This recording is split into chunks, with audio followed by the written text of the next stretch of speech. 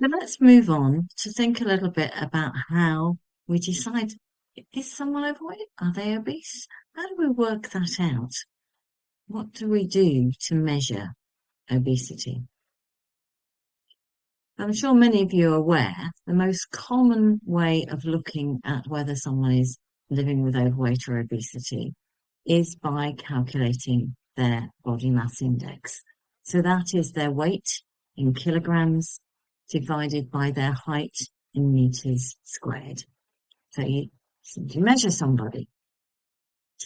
And then when you end up with a number from doing that maths, you should be able to put someone into a category. And this has been decided by the WHO, the World Health Organization, many, many years ago. So we've been using this measure for a very long time. And you'll see for each of the classifications, there is a range. So you could be a healthy weight between 18.5 and 24.9 kilograms per meter squared. Under 18.5 would be underweight. So you measure your height, you measure your weight, find out where you fit. And that range gives a bit of a understanding of, there's a bit of variation. We're not all going to be exactly the same weight. We're not all the same shape. So we have a range for a particular height.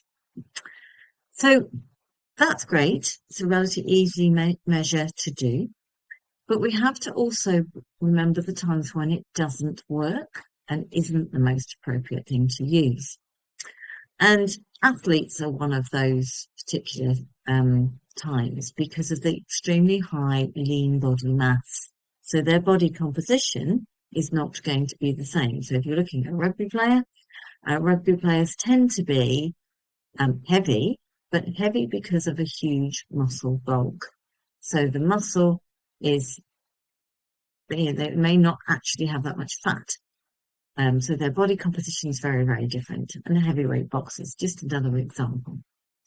Clearly, if a woman is pregnant, then that is going to make a difference because they will have extra fluid.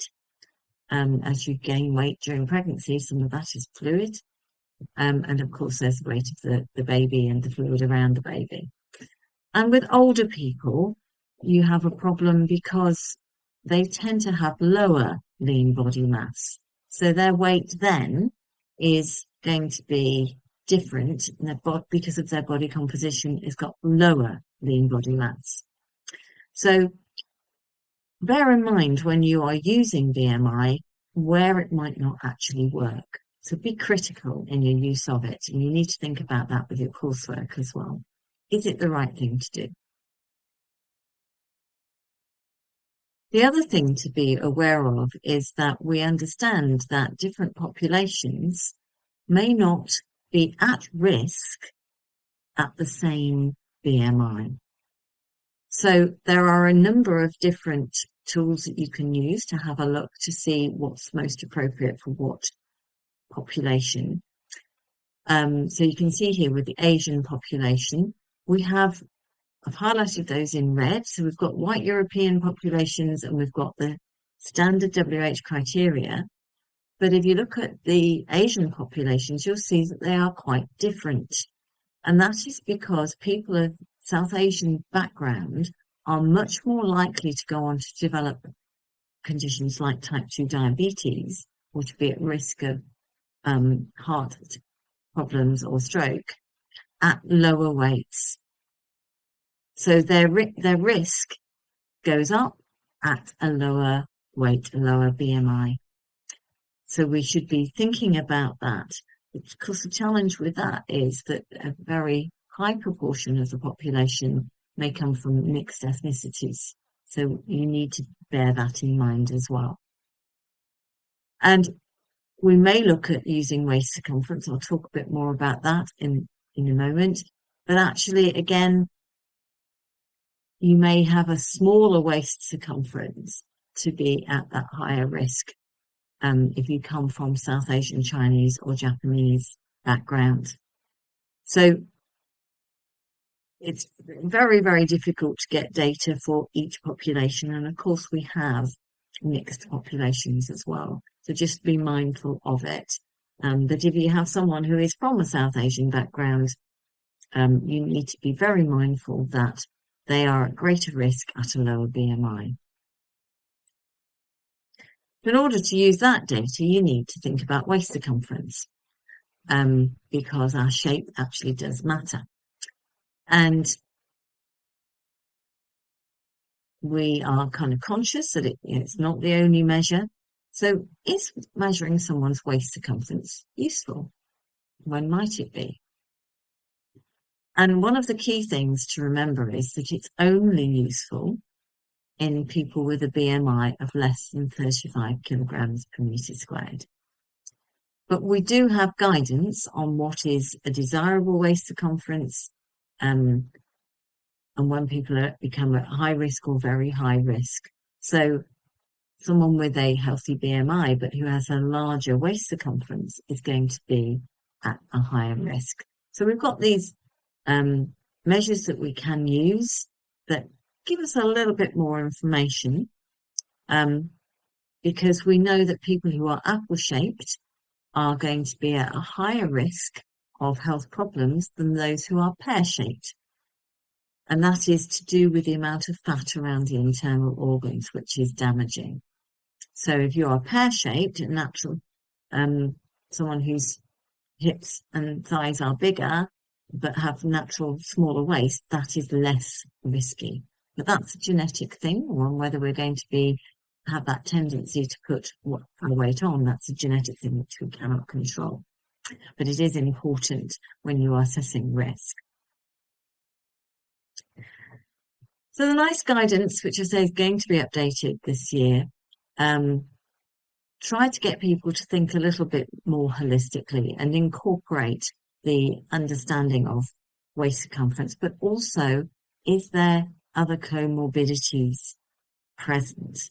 So somebody at a healthy weight may actually need advice on a healthy diet in order to stay that healthy weight. And healthy weight doesn't necessarily mean that someone has a healthy diet. So we've got to think about those things. So if you look here, this table is including whether people have a high waist circumference, whether they have comorbidities such as high blood pressure, high cholesterol. So for example, if you had someone with familial hypercholesterolemia, so they have a genetic tendency to have a high cholesterol, it's going to be much more important alongside medication to try and encourage them to be a healthy weight and to have a healthy waist circumference. But this just tells you whether someone fits into the 1, 2, 3, or 4, and what kind of advice they're going to need in order to manage their health. There are alternatives to thinking in that way, and this Edmonton staging criteria, obesity staging system, I appreciate you cannot easily read this, but there is on the Blackboard page, there is a link to a diagram which is bigger and easier to read and a bit more color-coded, makes it much easier to read. But the point of this is, again, it's a staging system, deciding whether somebody has risks and what might they need in order to manage them. And so that's just an alternative, and some people like to use that. Some people will just stick with BMI and waist circumference. So got this kind of direction. This is what we should be doing, and this is how it's going to work. We just need to think about what it's actually like in practice. So if you're going to use BMI and waist circumference to be monitoring your service users, how do you go about that? What do you need? You're going to need scales. You're going to need scales that are calibrated and checked on a regular basis, so we know they're actually accurate, and they might not be. We need scales that are going to be big enough to cope with our heavier patients. We need to make sure that we are considering what that person is wearing. Are they wearing shoes? Are they wearing trousers with lots of coins and keys and heavy things in their pockets? How are we going to make sure that we do this as accurately as possible? We need a height measure. Those should be up against a wall. We need to get people to stand appropriately, so they might not be able to. Might have someone who uses a stick and can't actually stand without leaning on something. So your height measure can be quite inaccurate. How is that person, your service user or patient, feeling? How do they feel about being weighed? How do you feel about being weighed and sharing your weight with somebody else? Are you expecting to be judged? Is it something that you're chilled about? Or actually, do you think it's really personal information that you don't want to share? And how comfortable are you, as a potential dietitian, with measuring people? Are you okay with that? Have you thought about what it might be like from their perspective, or are you just happy to go ahead and do it? So really want you to think through the pros and cons of how we measure people, what we're trying to achieve by it, and how they might feel. And asking permission. Is it all right if I check your weight? Not assuming that you can do it. Somebody might not want you to.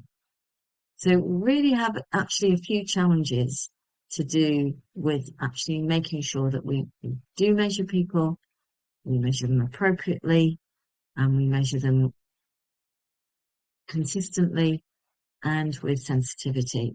And added complications on the wards, in the hospital, whether people might need, how they might need wheelchair scales, or may not be able to stand, or may not be well enough to be put into or onto scales. There's lots of things that can make a difference. You get a lot of self-reported heights, which are often inaccurate. But if your height, as you get older, tends to shrink, we tend to get a little shorter as we get older. So people may still be thinking of themselves as a particular height, but actually they may be several centimetres shorter. So lots of challenges to think about when we're measuring people.